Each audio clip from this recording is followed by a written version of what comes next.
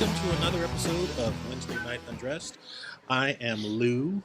I am manning the keyboard and manning the task of asking the questions. Tonight I am joined by Cass, Hi. Evo, Hello. Meredith, What up, though? Jullian, and Chris. Yay. How's everybody doing tonight?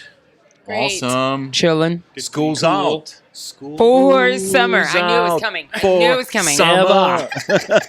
My throat is bleeding. My throat hurts so Metaphor bad. tastes disgusting. Like, there was cornstarch, all in my throat from the cornstarch they threw at us yesterday. Cornstarch. It's something called a color run.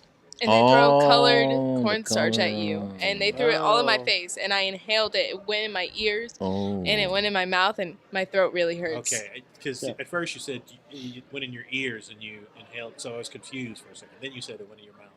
Okay, so Do you that's- not breathe through your ears? Yeah, you have Bro, Bro, practiced I that? can't think of a less appealing activity for the last day of school than to run two laps around my school and have people throw colored cornstarch at me. But apparently, And it's that's what they do It's in Prairie dyed. Village. And, And don't my you remember in face was Zoolander when they tell him to covered. breathe through his eyes? Right.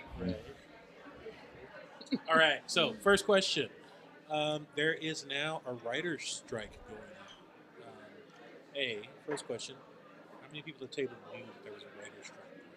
oh I yeah, did. we knew. Oh, yeah, I knew. I know. Okay, all right. Because, at least one person knew too. I I half knew. I found knew out that about there was it. something going on, but I didn't know what you meant. I know because the view's more awkward right now. I know because of They TikTok. definitely don't write their own lines. Tell me about this TED Talk. Or not a TED Talk. No, it was TikTok. Oh, Yeah. yeah. TikTok for TED So Talk. exactly the opposite. Literally. Yeah. Yeah. Like, oh, this is happening. So we got this writer strike going on. Does that make you worried about an upcoming TV show or movie? Go ahead, Jules. Does it only affect things that are made in America? So it's Yes. the Writers Guild of Okay. America that's on Okay, strike. okay. So That's yeah, if there's so no. I don't care. All the good American shows are either finished or finished. uh-huh. So everything I want to watch is coming from a different country. So What kind of stuff do you watch from honestly, a different I country? can't. What kind of stuff do you watch from a different country? Anime, Gotcha. you know, different shows. You know, that one Netflix movie, RRR. YouTubers. RRR. It's a Netflix movie made, I think in India. I think it is. And it's the best movie ever. Ivo, what do you think? Is the Writers Guild strike worrisome? It is worrisome, and part of the reason they're striking is OpenAI and the chatbots and the generative AI, the ability of artificial intelligence to generate original content. And frankly, a lot of the television shows are formulaic. They follow a very predictable progression. So AI has gotten smarter and smarter. I don't know if you noticed, but there's been several really successful apps of identifying content written by artificial intelligence, which was a great aid for college professors and teachers. Well, immediately, artificial intelligence taught itself to go around this. And now you can just tell it to make it sound like a human, and it's completely undetectable by the new devices that are designed to identify content written by AI. So a lot of the writers are worried about this, and also the streaming has really destroyed their pay rate. So it used to be that when you write a show, it goes on syndication, ABC, NBC, and so on, and you receive a minuscule percentage, but something out of every rerun of the show. But now the streaming services don't have to do this. Somehow it hasn't been regulated yet. So that's something that they want. And we're not talking about the big time screenwriters. We're talking about the army of average writers that write your, TV shows. So that's part of the problem. What I'm looking forward to is I'm looking forward to the Killers of the Flower Moon. Um, I've never, not even heard of this. What is Killers of the Flower Moon? so this is just a spectacular motion picture that unfortunately we haven't seen it yet, but they showed it at the Cannes film festival just last week, and it was apparently it was incredible. I learned about this movie 2 years ago when I traveled to the Osage Indian Reservation in Oklahoma. So the reason I went there, I wanted to do a TV show about the Killers of the Flower Moon, which is a fantastic book by David Gran that I've read, and I was so animated by it that I decided to travel to that reservation in the middle of nowhere. Well, what happened was 100 years ago, the Osage Indians were kicked out of Kansas after being kicked out of Missouri. The Kansas Osage County, as you're familiar with it, has an incredibly fruitful soil. It's great soil. Everything grows there, and the government didn't like that because that's where the Osage Of were, and they course. kicked them out of there into a kind of a moon landscape type area in Oklahoma. Well, shortly thereafter, the Osage Indians became the richest people in the world. In the world, there was no Switzerland, no United Arab Emirates. They were the richest people in the world. Um, Imagine 1914, what it meant to have a car, a personal vehicle. Well, the Osage Indians were so rich on their reservation that they would buy a car, and when a tire popped, they would buy a new car. They didn't bother to change the tire. They built mansions, and so on and so on, and then they mysteriously started getting killed. They mysteriously started dying. They were dying from some kind of mysterious wasting disease. They were dying, being shot in the back of the head, in explosions, and so on and so on. And it became such a devastating serial killer scenario that the government decided to create an agency to investigate the murders of the Osage Indians. They called the agency Federal Bureau of Investigation. And had this agency created because of that particular rash of murders. So I was fascinated by this, and I went to see it, to see the place. Right. I visited the graves of all the protagonists in the book, and so on and so on. Well, when I got there, Martin Scorsese was making a movie. The movie crew was there with Leonardo DiCaprio, Robert De Niro, Jesse Plemons, just an all-star cast. You went to lunch with Robert De Niro. No, I didn't. But the crew was there, the cameras were there, the sets were there. We saw actors, not the big ones because they don't mingle. Right. But I talked to some of the extras, and 2 years later, the movie is a reality, and that movie, take my word for it, is gonna win almost every Academy Award. It's just, apparently it's a masterpiece. They call it Martin Scorsese's best film since Taxi Driver. They say it's the best movie in Leonardo DiCaprio's entire career, his best role. And everybody is talking about an amazing Native American actress that apparently steals the movie away from Robert De Niro and Leonardo DiCaprio and Jesse Plemons. So I'm looking really forward to this movie, but it's going to come out in October in the United States. There's been only one screening. It received a 9-minute standing ovation at the Cannes Film Festival. So that's something I'm looking forward to. Unfortunately, everything's on hold now, so I'm afraid the next TV show we watch is going to be written by generative AI. Bot. Yep. Yeah. So Meredith, what about you? We were talking in the car on the way up here. And your true love apparently is Phantom Thread. That I am a closet reality show junkie in this very second. This affects my life Those in shows have zero screenwriters. ways. Yeah. It affects my life in zero ways, to be honest with you, because Right. I'm a Bravo-holic. And so, yeah, although it is affecting the quality of the view in the morning. So if just anybody's listening, just let Whoopi write it, and like she can handle all the talking. Thanks. Miss Cassidy, what about you? Hold on, I think I got your mic turned down. So, there we go. All right, go ahead. Okay. Like, it's just I'm not affected by this like at all, except for like Arcane season 2. I didn't realize Arcane was having a season I thought 2. that season was already done. No. It's not done There's yet? there's only season 1 right now, but Okay. it's season 2 is coming out soon. Oh, and I completely forgot about like Squid Games or whatever. Huh. But that's like a Japanese show, so Korean. or Korean show. And, Don't yeah. call the Japanese Koreans. I Don't didn't call the know. Koreans I Japanese. didn't know. Members of I the didn't know. continent of Asia. How about I that? didn't know. Okay, that's what I told. That's what I was told that Gotcha. it was. Not Gotcha. by a primary source though. Uh-huh. So I that's, understand. So that's it fine. wasn't one of the writers. No. Anyway. That's fair. That's fair. Like, well, Squid Games was like so popular in like 2020. Like nobody cares about it anymore. Well, But like I still care about Arcane. I kind of care about Arcane too. So I'm Yeah. kinda What the looking hell forward is to it. Arcane? It's a terrible like game that was turned into a really great show. It's so descriptive. Thank you. So and then I That's watch pretty much reality it. show and then YouTube, but Go ahead, those aren't Jill. really affected.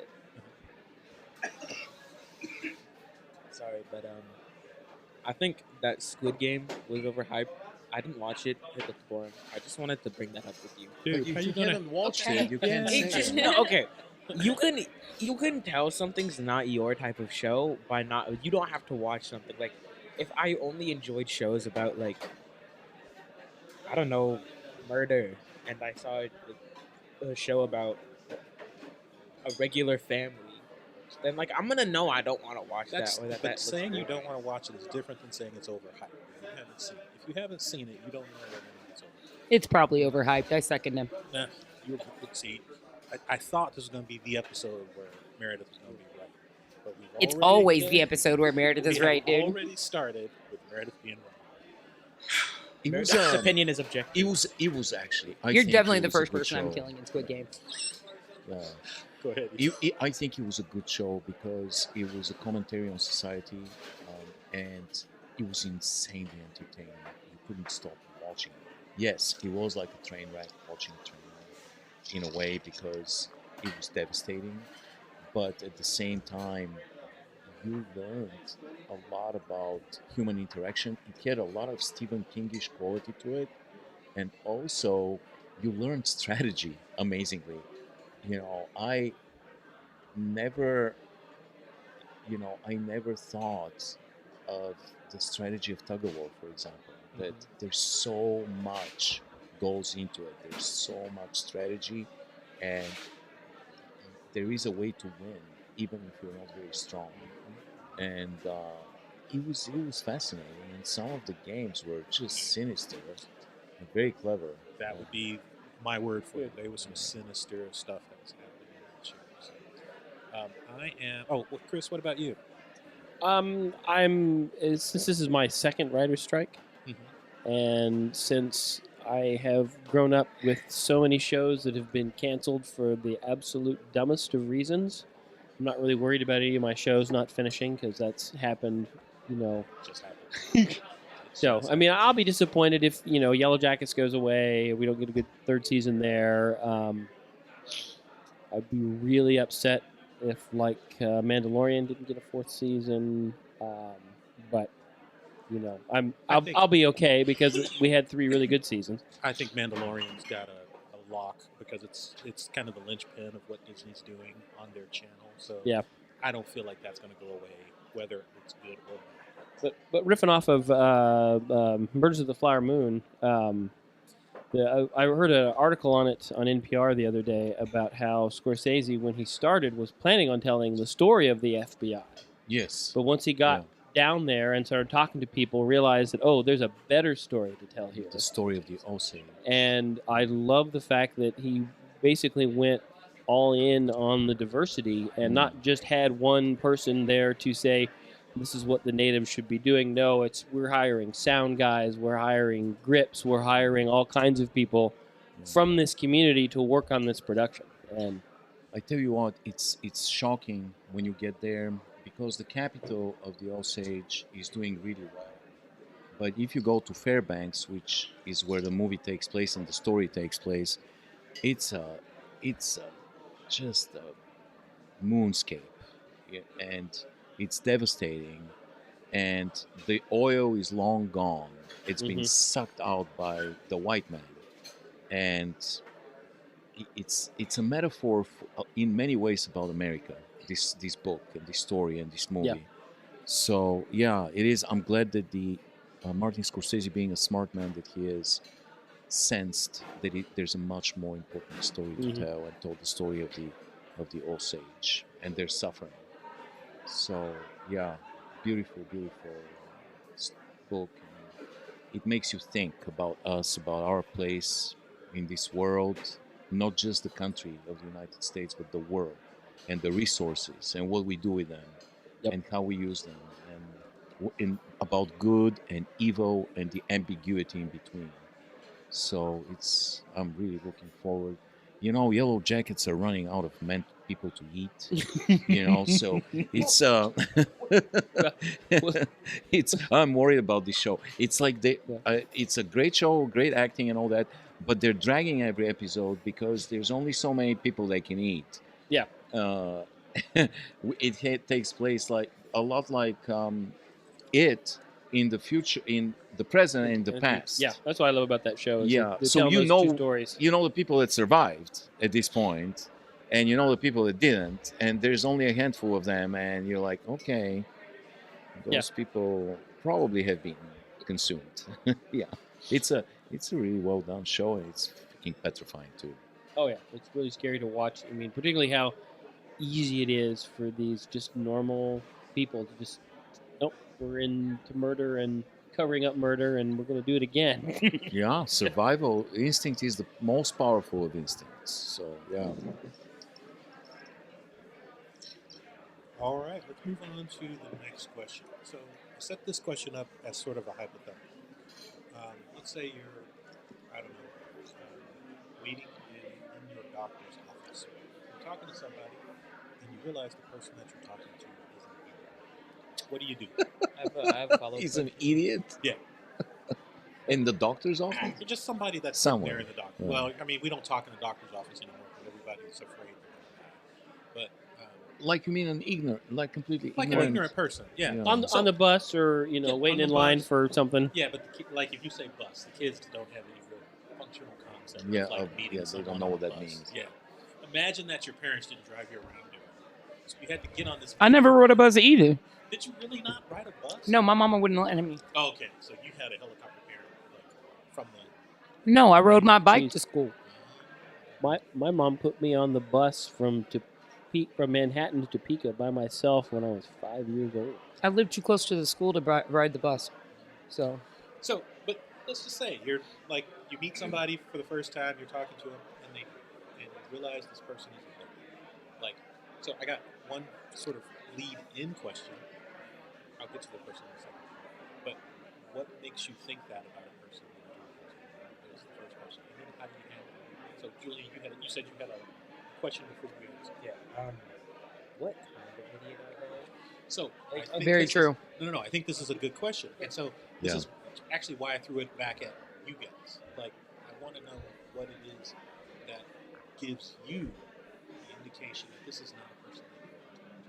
No, I mean, are we talking about somebody who's politically stupid? Mhm. Somebody who's like they just don't understand concepts, stupid, or somebody who's just like very stubborn Naive. with their wrong opinions, stupid. So, if I were answering the question, I think probably the closest one for me would be that last one you said. Somebody that doesn't understand how wrong or how misguided their opinions are, and is unwilling to consider that there might be a different way. I just have to say, don't need to sugarcoat it. Don't say this guy. Say wrong. If they're wrong, they're wrong. Opinions can rarely be wrong. I disagree. Well, But people can be misguided. I mean, I grew up racist. I mean, I was born into a racist culture. I learned racist things, and I was misguided. It took friends and family as I got older to say, "No, you're wrong." I had friends confront me and say, "You're being racist, dude," and I said, "Shit, I'm sorry. I apologize because that's not who I am." And I was misguided. It wasn't that I was bad, that I was evil. I didn't know any better because that's the culture I was born into. Yeah, you were wrong. Yeah, it That's took what I Opinion mean. was wrong. Wrong and bad aren't the same thing. I think wrong and stupid are two different things too. That's a good point. Well, wrong to me is someone who holds an opinion that it says Donald Trump won the election and won't listen to any of us. That's somebody who's wrong. And you know. stupid. And yeah, You can be both. I'll agree there. But I mean, yes, I was wrong. I mean, what I did was wrong. But what I did was wrong because I was misguided. Because I learned, people taught me things, and I learned things from people basically based on osmosis. Because I saw racist television programs. I saw people being racist in public, and that was just, I have to live in this society, so I have that color skin, so that's how I'm supposed to behave until someone said, nope, that is not how you have to behave. You can be better than that. Or somebody can open a 12-pack of whoop-ass on you. Yeah, that too. Which is why when I thought about this one, I had that thought about, okay, what kind of idiot are we talking to? And for me, it's always a chance to try to illuminate someone. And sometimes that means the argument's going to go around and around and around.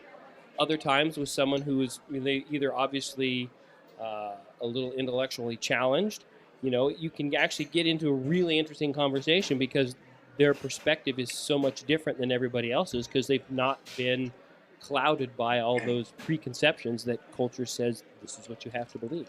Yeah, that's a good approach. That's a very philosophical approach. And yeah, I try not to get angry when, you know, I'm dealing with those quote unquote real idiots, you know, the people like who say that, you know, the earth is flat, or Trump won, or, you know, money trickles down. You know, it's kind of like, well, I'm going to try to educate why you're wrong. Yeah. Well, you know, ironically, the fact that you're admitting that you were once racist makes you a minority. Yeah, it really, really does. Like, that's not something that, Yeah. that a lot of people do. Yeah. So, Cass, what about you? Do you What deal was the with, question? Do you deal with stupid people, and how do you? Yeah, How do you deal with it? I just kind of stopped talking. It's She just got that like from her mama. they'll be in the middle of like saying something, and they'll like be like searching for a response. You know when you want. Yeah. You know when you want someone to like confirm what you said? I just won't confirm. I will say nothing. I will turn a blind You eye. do the awkward silence. Yeah. Also, that ketchup is carbonated. I swear. Something about it. It's a I great don't know. idea. No, Jeez. because this Trademark this immediately. this Carbonate ketchup, that ketchup. this ketchup tastes like Oh it has my Sprite in God, it. I bubbly- refuse to bubbly eat ketchup. it. Oh. It tastes so bad. This ketchup tastes so bad. That ketchup tastes so bad. I don't think that one's ketchup. Oh, that would make sense because that tastes mustard in a record. because that tastes terrible. I don't know what that is. Carbonated ketchup. Everything. should Anyway, be also you carbonated. can be wrong. Opinions can be wrong.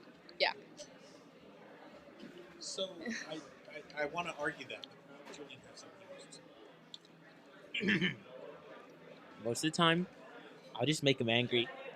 So like I'll find somebody like who's being like wrong, like okay, it depends. First, I'll try and like make sure they understand what they're saying and how it's ignorant.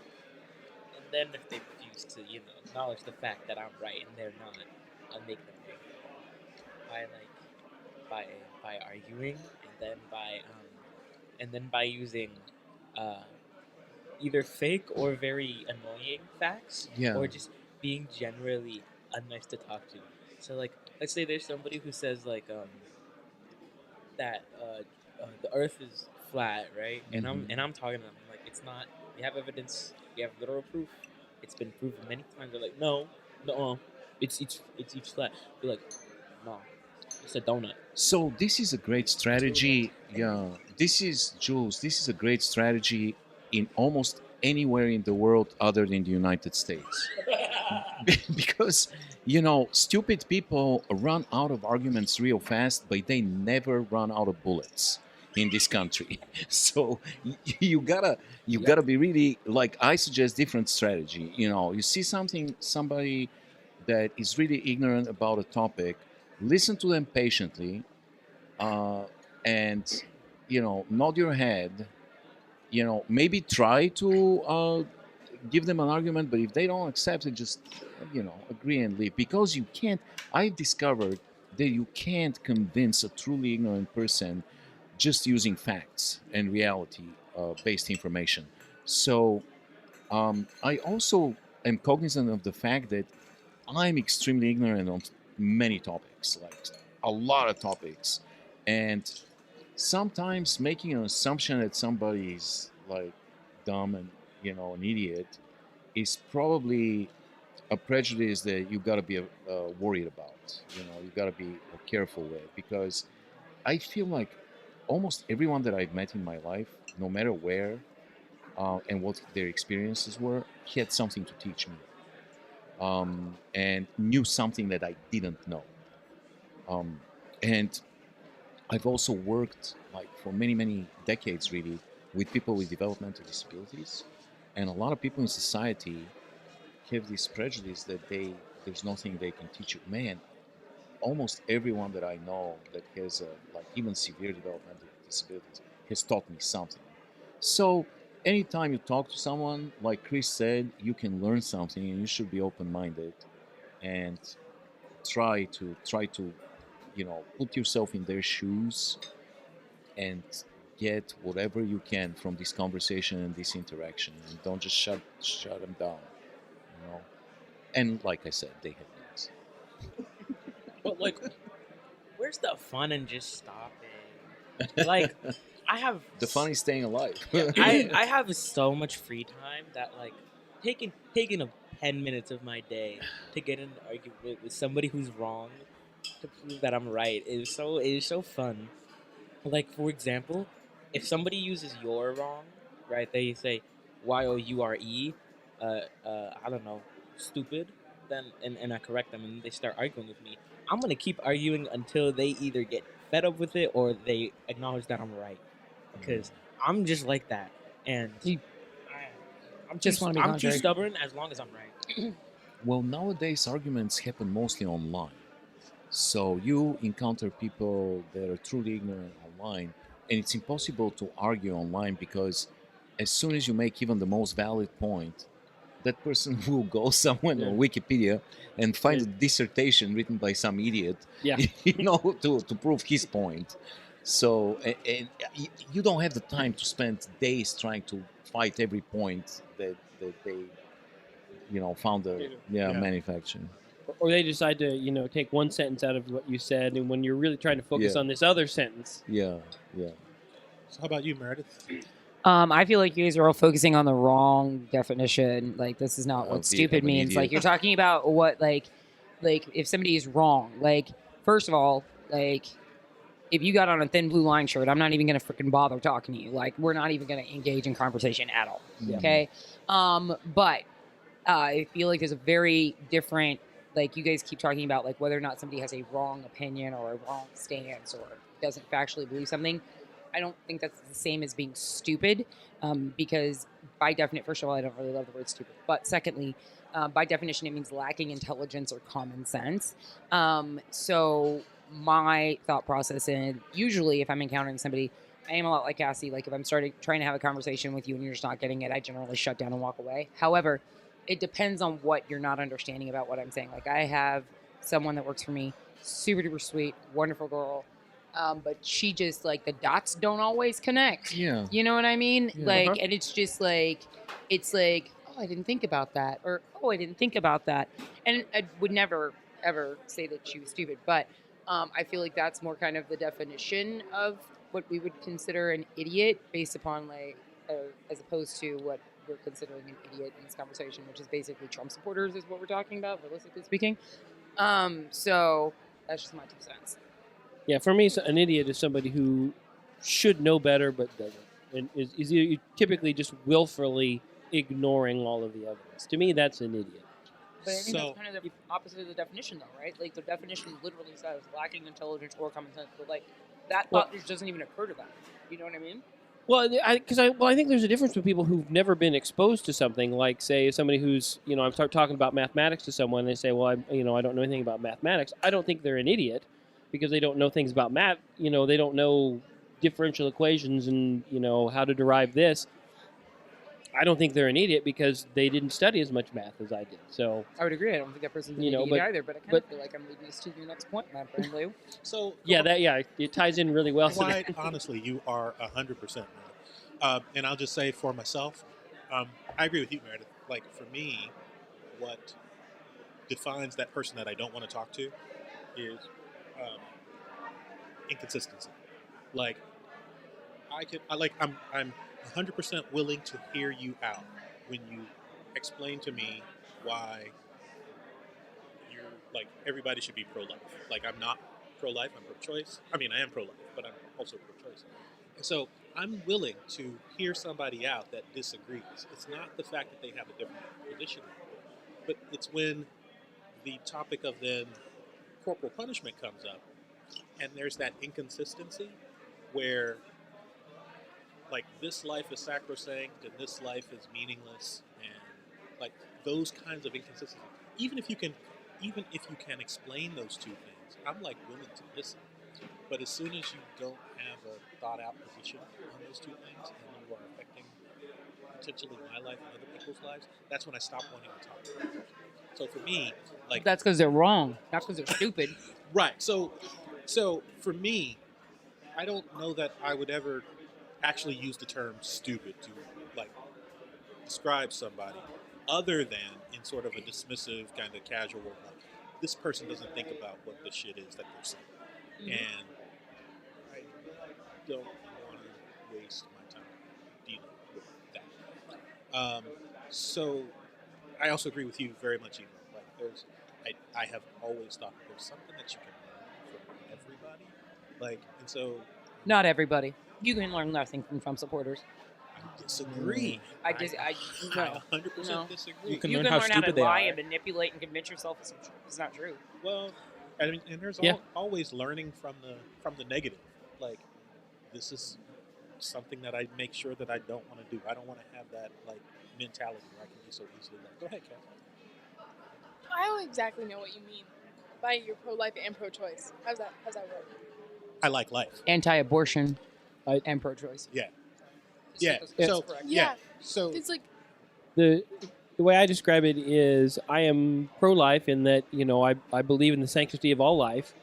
However, there are the idea that life begins at conception is a religious belief. There's no proof either way when life begins. The only point that we've got is birth. So once someone comes out of the womb and is breathing on their own, you're good. I'm going to push back a little bit. And on that. and well and You mean human life? well no, I mean Well, that, you've got I feel like cellular it's more life pro at people conception. than pro-life. Okay, we're not going down this rabbit hole. yeah, I'm this stopping is that this, down. this is gonna be a long one. And we won't ever get to the third That's question True. That's true. Shut that down. All right. because now we're getting into the Dunning. Yeah. I think. Well, let me start off by saying I don't go off the technical definition of everything because things can be changed in meaning over time, and I don't think the Oxford Dictionary is going to account for, how everything is defined every single way.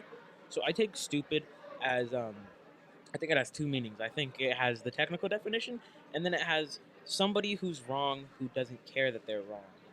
No. That's stubborn. I would Yeah. disagree. And I would push back on that because I would say, like, just because you want to change the definition for your personal usage of it does not then change the definition of the word, no matter what you want to say. That's why the English language and every other language has a dictionary.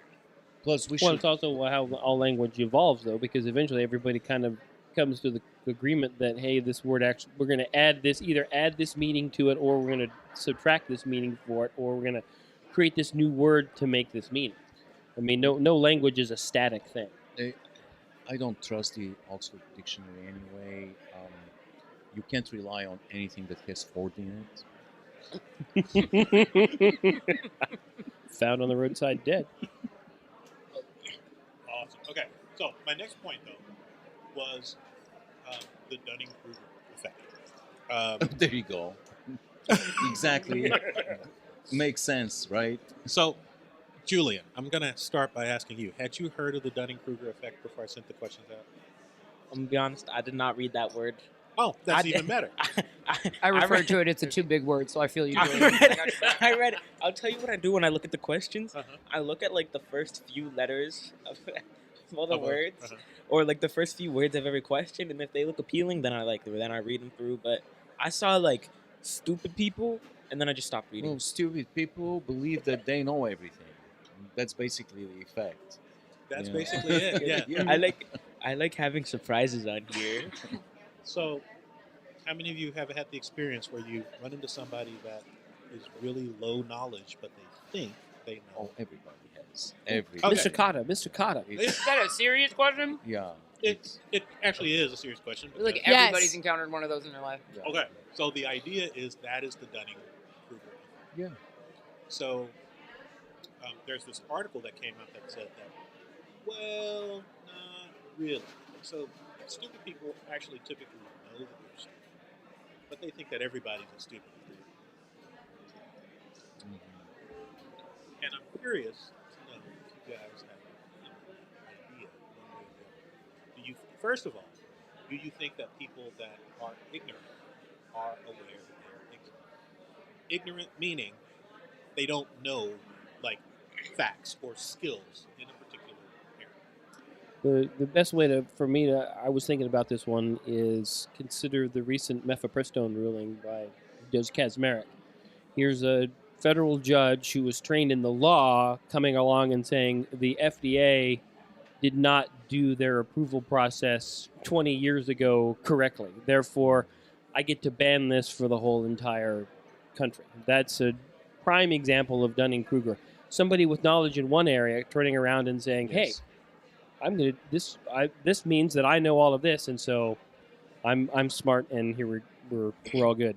And I have been a perpetrator of this myself because I get opinions on stuff that I was trained as an engineer, but I'll talk about the law, I'll talk about genetics, I'll talk about other stuff because I form an opinion on it, but I always try to.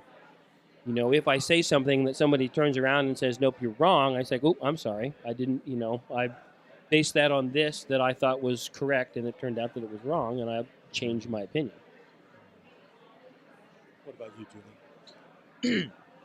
I think that somebody who's ignorant, if somebody who's ignorant is aware they're ignorant, that's not a thing. That's a what's the word I'm looking for? That is it's a piece of huh? No, there's a different word for it. Not that she's a parabola. So, just so that you guys know, I dared Cass to somehow work the word parabola into the podcast. So there it was. You're welcome. But it's can't remember the word now. If I come back to it, I'll tell you. But that can't happen because ignorance is literally not knowing. It's being unaware, and if you're aware that you're unaware, then you're aware. So you can't be, Yeah, You just blew my you're mind. defining. Do you see yeah. do you see what I mean? No, You- no, yeah, I see it perfectly. It's the Socratic paradox. You're basically quoting Socrates right now. You don't even know it, but this is what he defined as the oracle of Delphi. Oracle of Delphi proclaimed that Socrates is the wisest person in the ancient Greece, right, in Athens, and they told this to Socrates. He said, "This is ridiculous. I know nothing, and my compatriots around me, they know nothing. We know nothing. If I am wiser, if the oracle is correct, it is only because I recognize that I know nothing. That's the only thing that really distinguishes me from everybody else. So I feel like the opposite of the Dunning-Kruger effect is the imposter syndrome, and I suffer from that, and I think it's a good thing. I always feel like whenever I succeed, I feel that I'm an imposter. that I don't deserve it, that I somehow gained an unfair advantage, and somehow my success is really a coincidence. And I think that's important because people should be doubting themselves. That feeds curiosity, Yep. and curiosity moves the world forward and makes us improve and seek to get better, and just to improve on your skills and your knowledge at all times. So the moment you feel like you know something, you should be worried. I remember the word. It's oxymoron. Gotcha. And I was gonna say, Like liberal Kansas.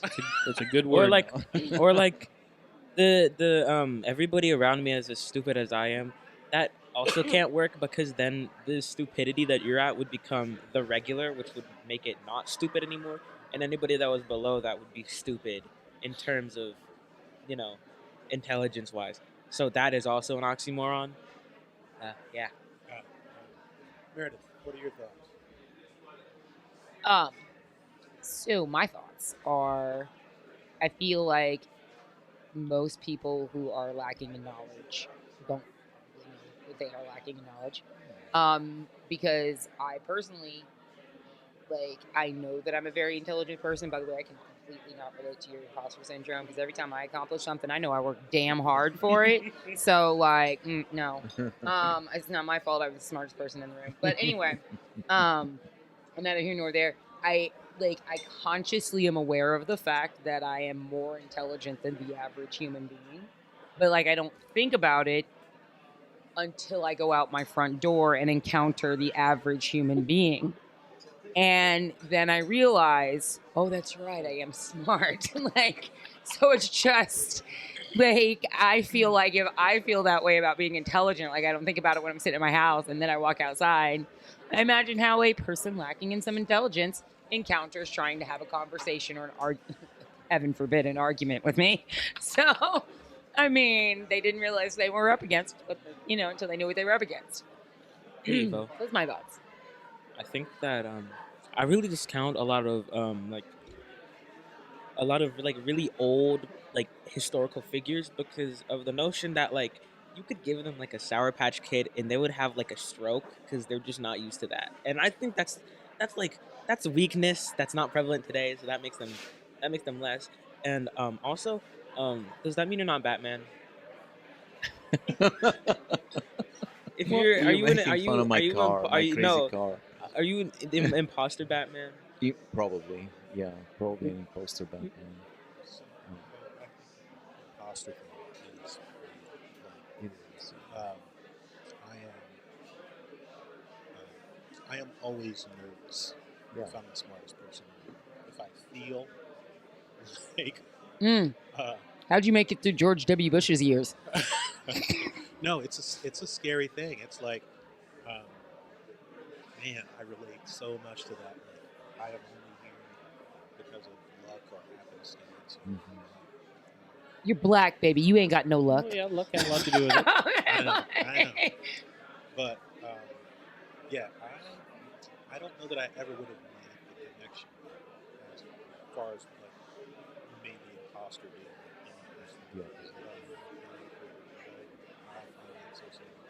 I'm just gonna say, if you guys have not yet followed me on Facebook or followed Evo on Facebook, Evo just released one of his stories. And I should say released. It was just transmitted, and it was well, man, crap.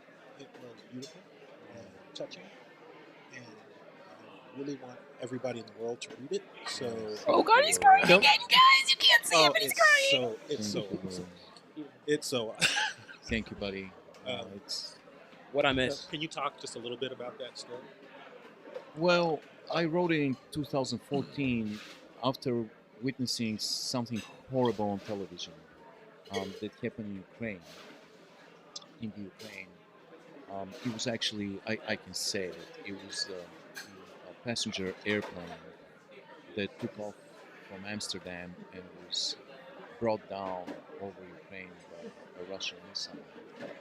And and I was really shaken by this, and it made me think about the world and where we're going, and also I could feel really dark clouds coming, and I sensed all this. Remember this was 2014. It was before Trump. It was before the pandemic. It was before the division. It was before the war in Europe, and before the protests. before Okay. and so, but it was there. The tension, I could sense it. It was there. It was palpable, and I decided to write a story, a warning, a warning to anybody that would be willing to listen. And I did it very, very differently. Like, I'll just say this: I did it in a very bizarre way, and it was thankfully got read a lot. It was in my second book. I had this story had 80,000 reads, which for Bulgaria is pretty good, and it just got translated by a fantastic translator. Just the story or the whole book? Just the story. She translated several more stories, and she's in the process of translating the entire book. By the way, she won the Booker Prize. My translator just won the Booker Prize. Oh, cool. Which is the biggest literary award after the Nobel Prize for Literature. So she's amazing. Angela Rodell, she's British and moved to Bulgaria. I just assumed she was here. No, she's British. She moved to Bulgaria and lived for decades in Bulgaria, and is just an incredible connoisseur of Bulgarian culture and language, and virtuoso interpreter. So yeah, and my goodness, I felt bad for her because this story has to do with a lot of terminology, musical terminology, classical music terminology, and basketball terminology. And, she was in hell. I mean, I worked with her through some of that stuff, but I felt bad for her because it was an uphill battle. But yeah, did you repost it on Facebook? Yeah. Oh, so people can go on Facebook and read it. Yeah. I have to look for that. Yeah. It's called Tomoko Closed Her Eyes, and it has to do with an incredible violinist, Tomoko. She plays like third violin for the Concertgebouw Orchestra, and I was in her presence during one of the concerts, and I connected all of this. And really, it's ominously prescient, this story, because I read it now, and I got scared because it's all in there. The pandemic is in there, the division, Trump was showing in there. I could feel Trump. He wasn't even on the scene in 2014. Yeah. And the war was there and everything, and I was just desperate. It was the 100th anniversary of World War I, and that's also not a reason to war. It's a war. And unfortunately, we just tend to repeat mistakes. All right, so that was kind of it. I didn't really have any other questions, but there were a couple things that have happened just here recently that we got to kind of talk about, at least for a second. Tina Turner died today. Oh gosh. Yeah, that was a huge shock. And she's just been like a part of my life, at least, because I mean, she Everybody's got her start in my hometown. So, Now you're just bragging. well, I mean, yeah. Yeah. You live in Nutbush city limits? So the very first time, my dad took me to a bar. It was my dad had an auto shop, car garage, and we would work in the garage from the moment I got home from school until 8 or 9 at night. And there was a bar that was connected to the garage. Wow. I walk into the garage Yeah. or into the bar, and my dad's friend Ike says, "Hey, Oh, come Lord. in and Wow. sit." Wow. I am sitting there talking to Ike Turner. Like, I didn't know all the bad shit about Ike at the time. Yeah. But holy crap. Well, by all accounts, he was very charming in his Public connection with persona. people, Yeah. but he was a monster behind the scenes. Yeah.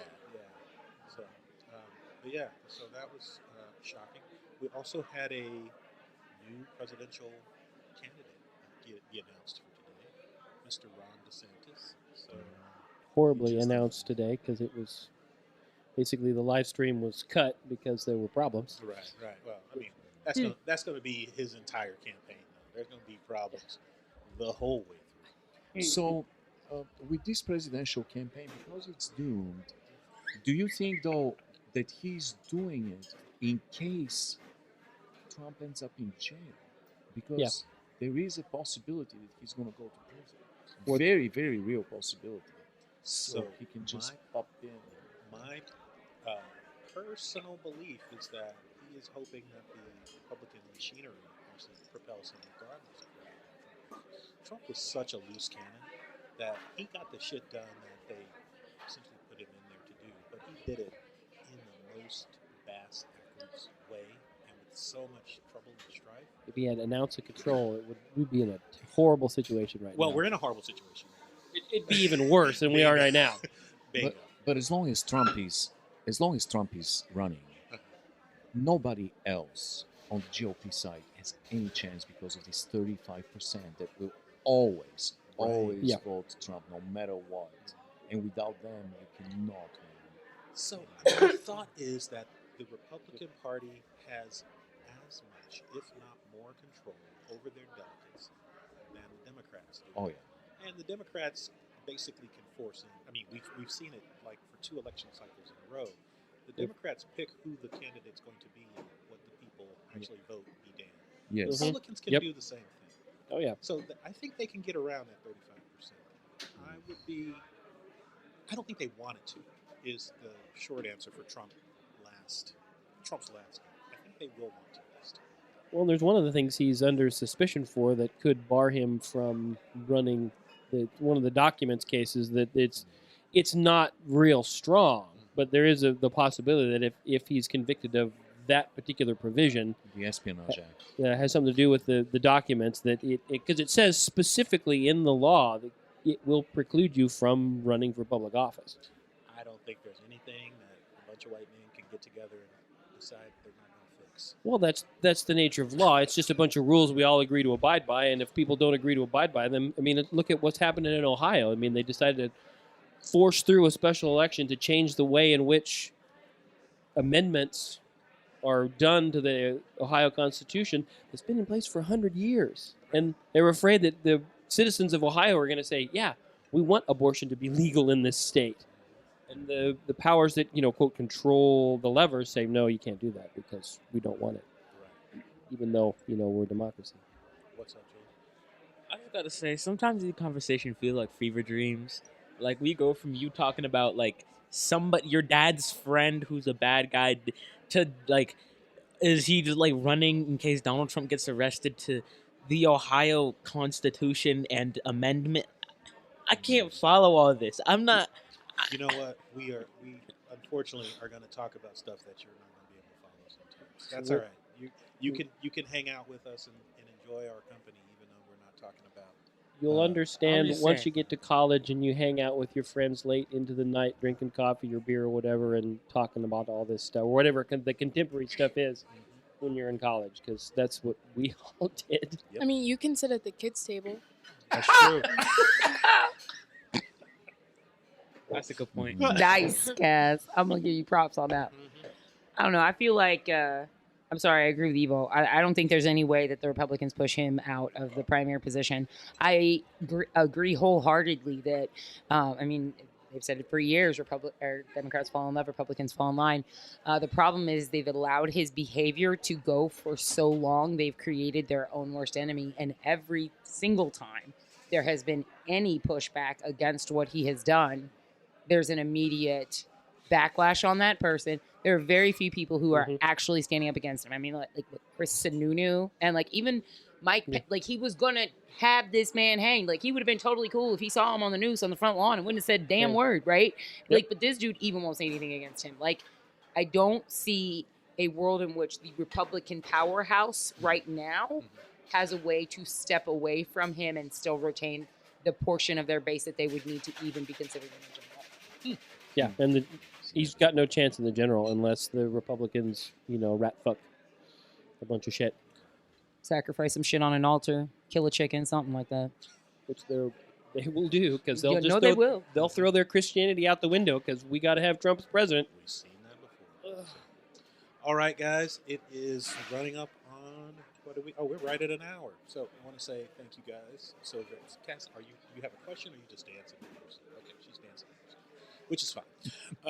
So thank you guys very, very much.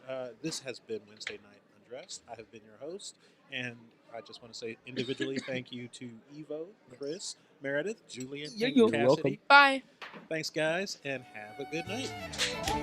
Woo!